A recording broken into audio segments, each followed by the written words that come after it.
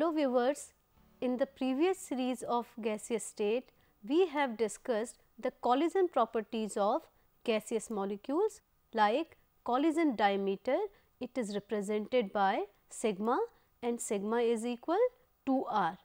Then collision frequency, it is represented by Z. For bimolecular collision, it is Z11 is equal 1 by root 2 pi sigma square C average into n square. After that, we discussed free mean path. It is represented by lambda and lambda is equal 1 by root 2 pi sigma square into n.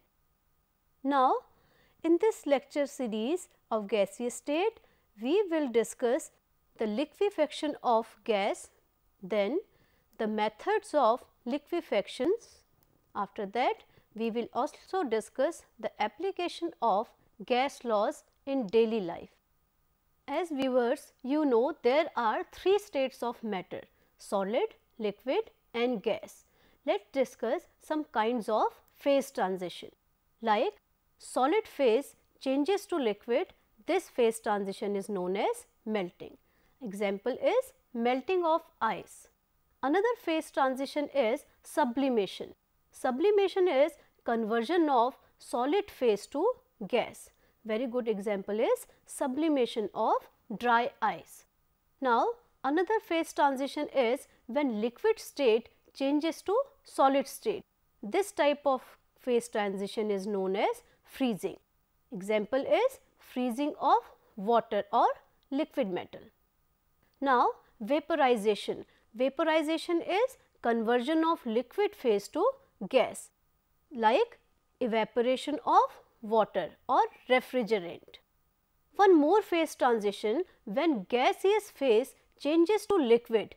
This type of phase transition is known as liquefaction. Its very good example is formation of dew. One more phase transition, that is deposition.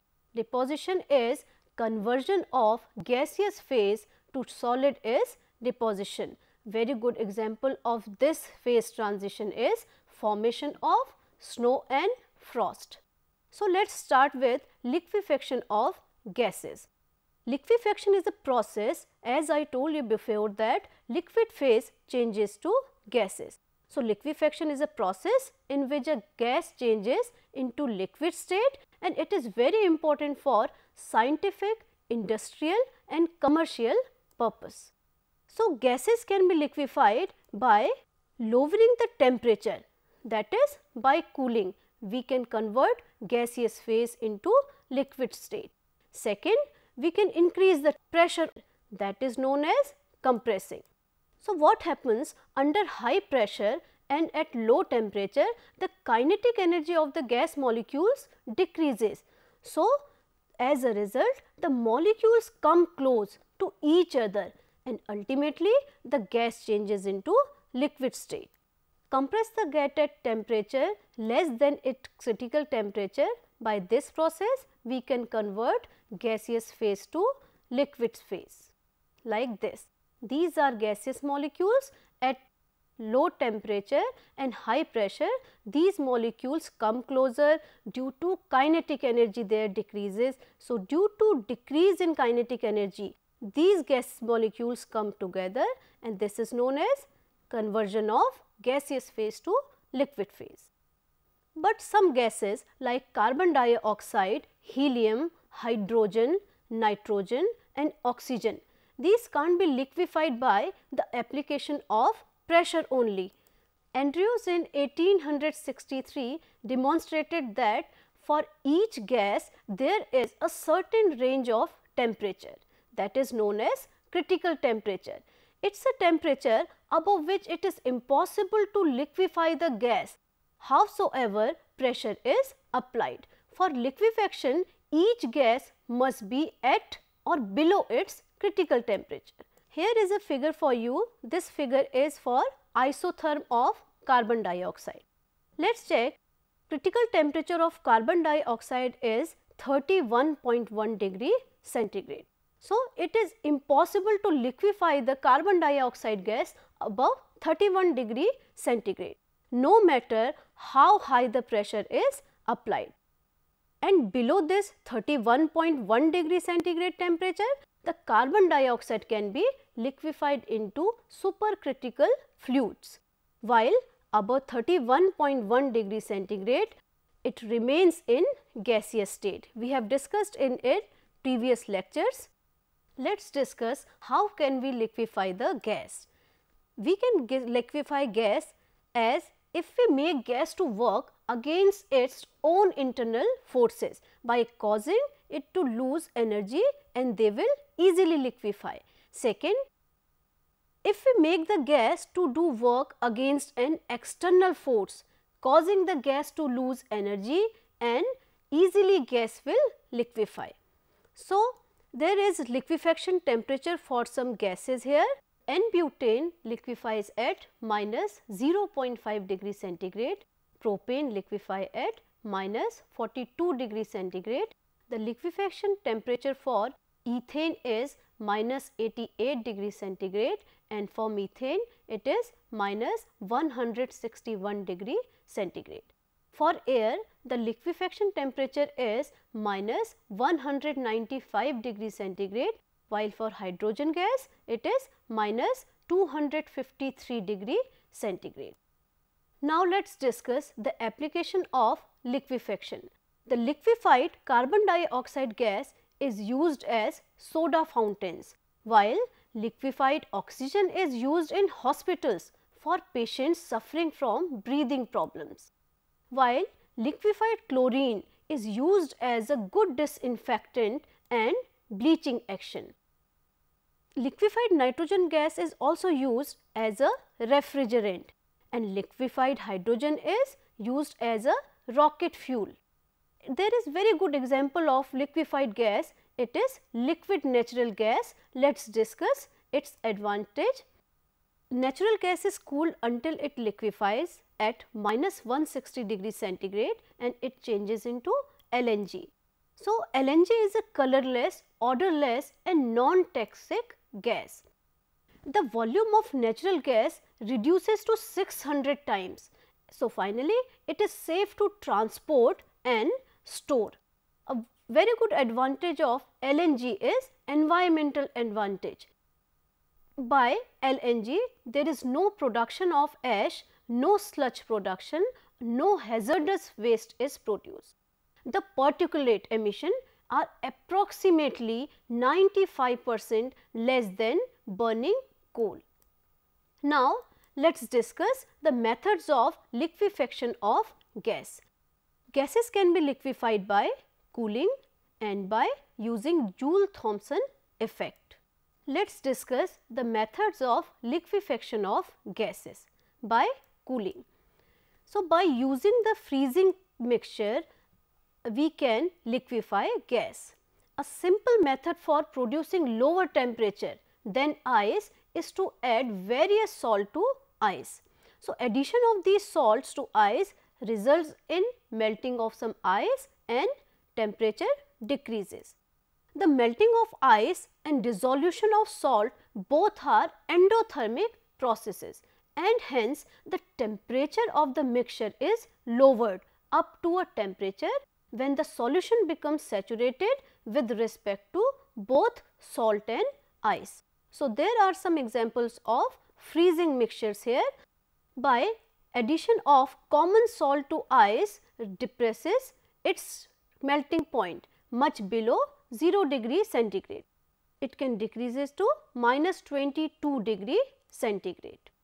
Freezing mixture of ice and calcium chloride .6H2O produces temperature as low as minus 55 degree centigrade.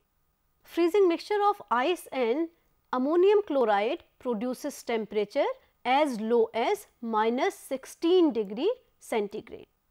By using a mixture of dry ice and ether, temperature is minus 80 degree centigrade can be obtained. And the freezing mixture is a mixture of solid carbon dioxide and ether. So, it evaporates under reduced pressure could produce a temperature as low as -100 degree centigrade. This specific freezing mixture is known as Thilolier mixture. Faraday in 1823 succeeded in liquefying a number of gases such as sulfur dioxide, carbon dioxide and chlorine by this method. Because of very low critical temperatures, however, some gases like oxygen, hydrogen and nitrogen could not be liquefied by simply method of liquefaction, that is cooling. So, here is a diagram for you. This is the mixture of ice and salt. This is freezing mixture and the gas is produced here, and when it goes here, this is a V tube and gas is liquefied due to low temperature. So, this is Faraday's method of liquefaction of gases. Let us discuss the Linde's method of liquefaction of gases. Linde in 1896 liquefied air by using Joule-Thomson effect and regenerative cooling technique. So, before going into detail about this process, it is essential to understand first the Joule-Thomson effect and regenerative cooling technique.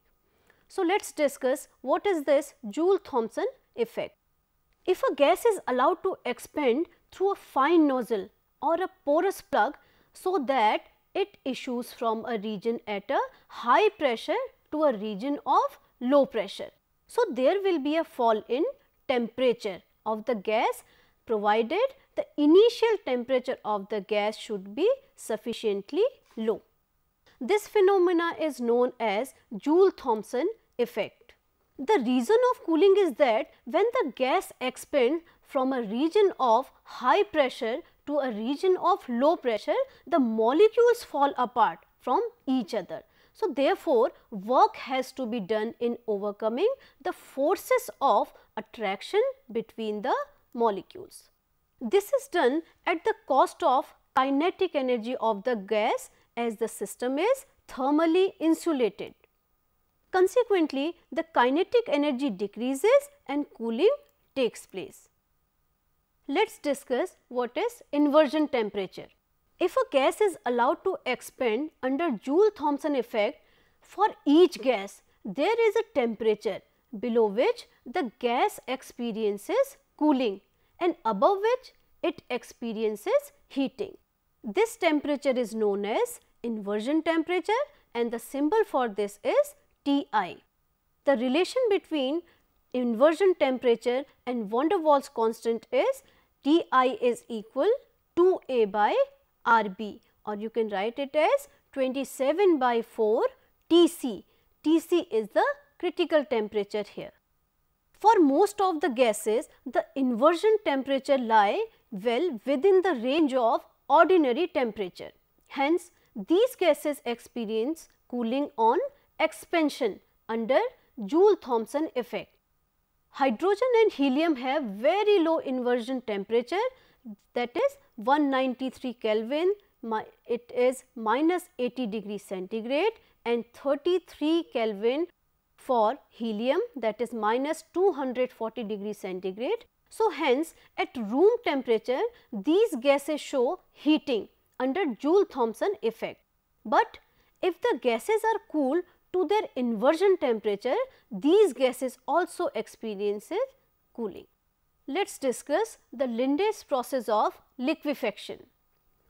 In Linde's process of liquefaction, the pure and dry gas is compressed to about 200 atmosphere pressure and cooled by passing through a pipe cooled by a refrigerating liquid.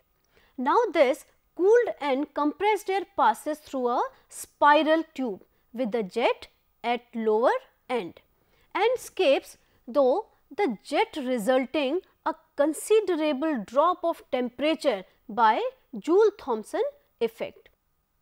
This cooled air passes up, cooling the downcoming air in the spiral, which is further cooled by expansion. The upcoming air is again compressed and recirculated till it get liquefied. Here you can see by this flow chart, pure dry air gas is compressed to 200 atmosphere, then it is passed through the cooling unit for cooling.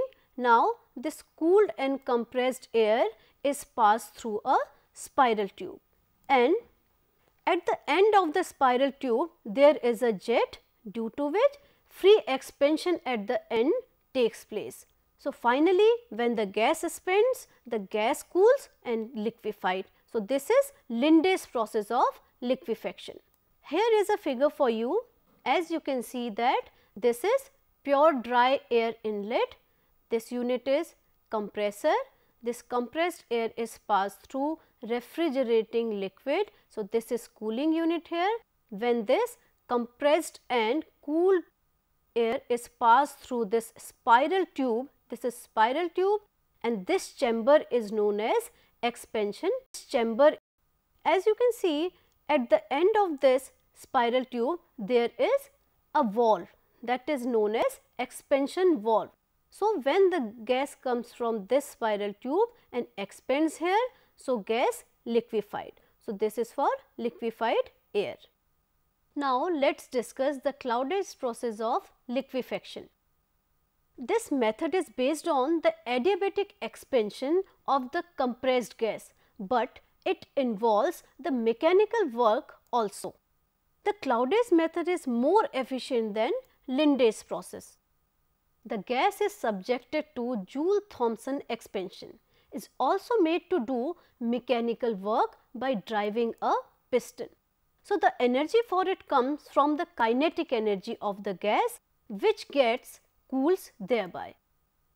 So, in this process the gas is cooled not only by the overcoming the intermolecular forces, but also by performing some external work. So, cooling produced is hence greater.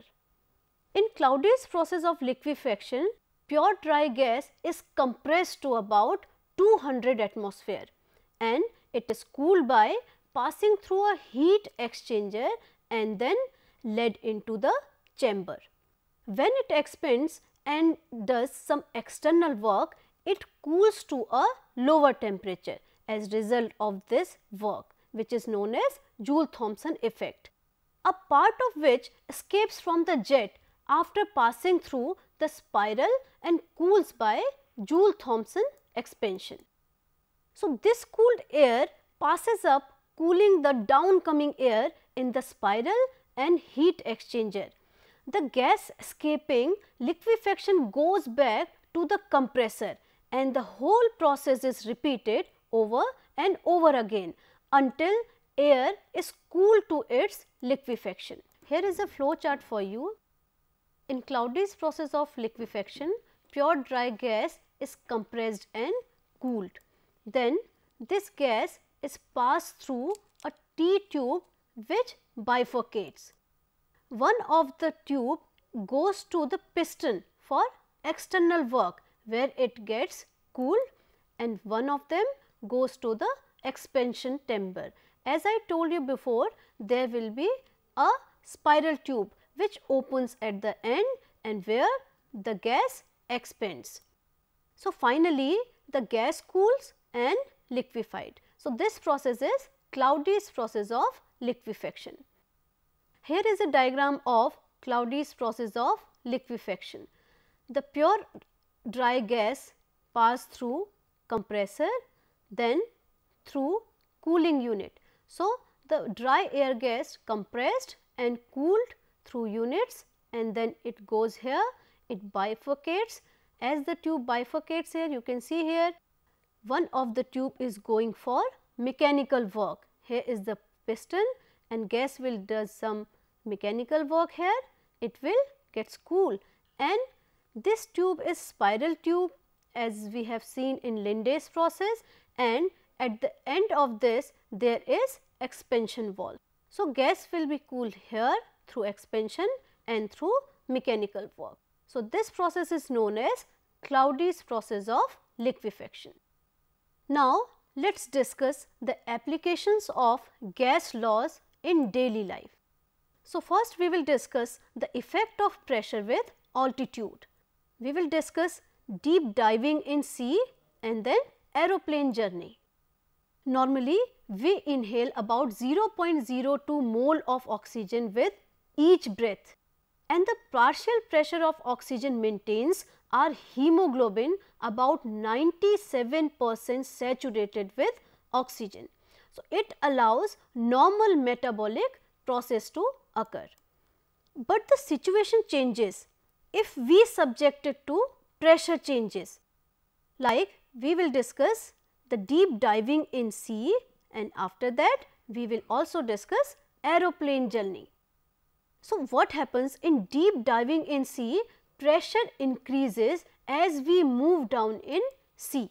A scuba diver at a depth of 100 feet in deep water experiences about 3 atmospheric pressure extra, whereas at a depth of 300 feet he experiences about 10 atmospheric pressure extra. So, what happens? This increases pressure and thereby increase the partial pressure of oxygen. It affects the air canal and squeezes the lungs. So, therefore, oxygen must be diluted by another gas in the depth like helium. Now, let us discuss aeroplane journey. When an aeroplane starts to rise, it goes from an area of high pressure to an area of low pressure. At a height of 10,000 feet, a person inside receives only 2/3 of the normal oxygen he needs. So, to overcome this problem, either he breathes more deeply or more often. So, in that his heart pumps more vigorously to deliver the normal oxygen supply. But if he exercises beyond the point at which his lungs and heart can maintain the normal oxygen flow, he experiences altitude sickness like nausea and dizziness. Now, let us discuss one more application of gas laws in daily life, that is soda chemistry. In soda water bottle, carbon dioxide is dissolved in water at 2 to 3 atmospheric pressure. As the seal is broken, the partial pressure in the bottle falls immediately to 1 atmosphere, and as a result, rapid expansion of carbon dioxide causes rapid cooling of gaseous mixtures. So, therefore, fine white bubbles appear at the mouth of the bottle. One more application of gas laws in daily life, that is increase in size of weather balloon. As the balloon ascends up, the atmospheric pressure around it decreases. So, consequently, the balloon expands to a high volume so that the pressure inside equals the outside atmospheric pressure.